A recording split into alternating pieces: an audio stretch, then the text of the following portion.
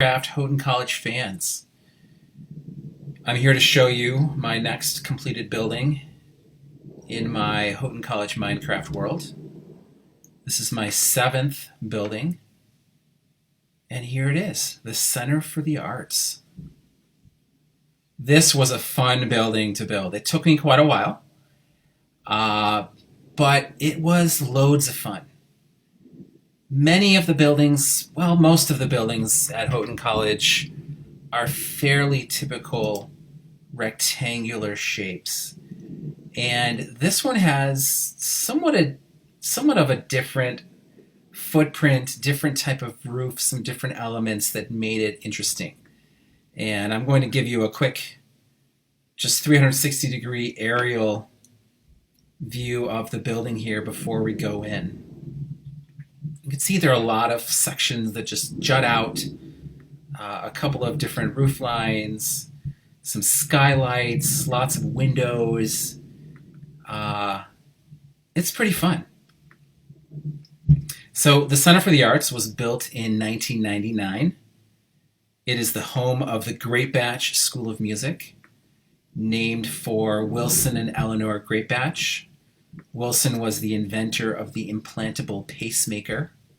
He was a fairly well-to-do fellow, and he and his wife donated $15 million to Houghton College, to the endowment, to fund the School of Music that was later named for them. So one of the interesting features of this building is this nice tunnel that goes through here. Here's a little remnant of the original music building, some bricks. So 2 buildings were torn down when this one was built, the old music building and the what was called the Old Fine Arts building when I went there. And so this is the main entrance here. Here's the atrium of the Center for the Arts. I love how this goes all the way up to the ceiling. And the skylight there. Looks like I have a couple missing window panes up there, which I will fix later. And I saw some holes in the floor. One hole in the floor. I'm just going to fix it real quick. All right, so here's the atrium. Just a fun spot to hang out and to enjoy the natural light that comes in here. Let's take a look at the main office suite here for the Greatbatch School of Music. Here's the desk where the graduate assistants will work from. Here's the office of the dean and director of the School of Music. And this is the Center for the Arts, so here is the art gallery. Actually, the Ortlip Art Gallery, named for the Ortlip family who founded the art department of the college quite a few years ago. So this is a fun space. Right next door is the Dieter Boardroom. This is where Board of Trustees meetings are held. And some portraits of past board members here. And then the recital hall. This is a 200-plus seat venue. And this is a place where music majors will have their recitals. I've attended a couple of theatrical productions here. I've performed on this stage a couple of times in the Faculty Staff Talent Show. So this is a place that has some good memories for me. Let's head on up to the 2nd floor. There are 3 floors to this building. Actually 4. And here we're going to look at the recording studio and the sound booth here. This is a little sound booth for the control room for the recital hall. A nice view here of the stage. And through here is the recording studio, EMA Studios. And of course, the view from the balcony.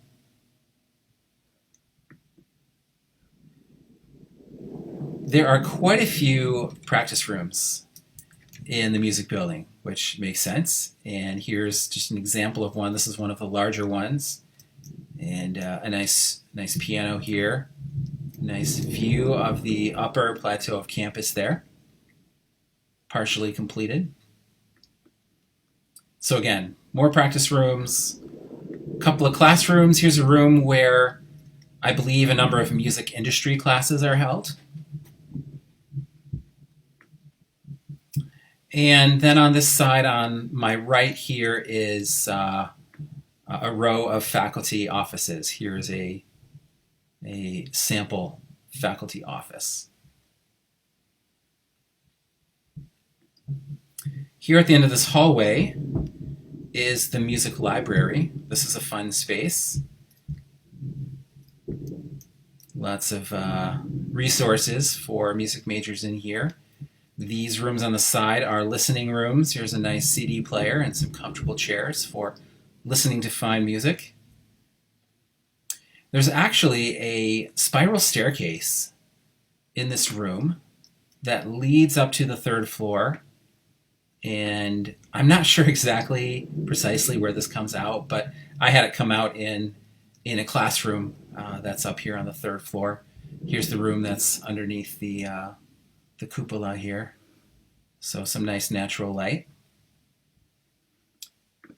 Here's another classroom with a cool glass wall on the back. And of course, more practice rooms. We're going to pop on down to the first floor to take a look at something we missed. So here we are on the first floor. And we are now entering the instrumental rehearsal hall. And this is where I believe they have orchestra and band and other ensemble practices. I love the glass windows on the far wall there. And there are some side rooms and storage rooms here. One of the cool things about this building is that it is connected via a nice little walkway here to the chapel. And we've seen the chapel before on another video that I've made, another walkthrough video, but let's just take a peek in. I love the chapel. This was probably so far my favorite building to make in my Minecraft world. You've got the pipe organ, the huge auditorium, an art gallery down below, and just some other cool spaces. As you know, if you've been following along in my Houghton Minecraft adventures, every building that I've made so far has had a special location and or a special secret location. And the Center for the Arts is no different. I struggled for a number of weeks. This building has been mostly done for a while, but I really struggled to think of what super secret location I could make in this building. Something that would be really cool if it existed in real life. And after a number of false starts, I had this idea. I remembered that the college put on a version of the Phantom of the Opera, maybe 5 to 7 years ago, maybe more. And I went to it. It was held in the chapel, and it was amazing. I loved it. I love the Phantom of the Opera. The Phantom is arguably one of the most iconic figures in musical theater, and I just love the music. And I always wondered what happened to the Phantom at the end of the show, at the end of the story. I think it's a bit, at least to me, it's been a bit ambiguous what happened to him. Well, I'm here to tell you what happened to him. He retired and moved to Houghton and took up residence in the lower reaches of the Center for the Arts. And you are going to be among the first to view the Phantom of the Opera's retirement lair underneath the Center for the Arts. And here it is, complete with lava and torches and candelabras. Here is an original copy of the story of the Phantom of the Opera. Over here, we've got some creepy paintings and vines and a nice, comfy bedroom with some red flowers. And of course, the Phantom himself, constructed by my son, Evan. He helped me with the Phantom right there. And here he is seated at his custom Phantom of the Opera Steinway grand piano. Pretty cool, huh? Oh, and the walls, if you haven't noticed, are a piano motif. So there you go. This is the Center for the Arts, building number 7. I have 2 buildings currently in process now. The Nielsen Center is maybe 5% done, if that. The Payne Center for Science, which I'll give you a quick peek at, just a teaser. The Center for Science is probably 90% done. I need to work on some of the interior rooms and details, but the external structure and landscaping of the Payne Center for Science are completed. And I'm not sure why it's kind of cut off here. Okay, it just filled in. So here's just a brief glimpse of my next building, the Payne Center for Science. Hope to finish this within a couple of weeks and then move on from there. So thanks for joining me once again, and until next time, fare thee well.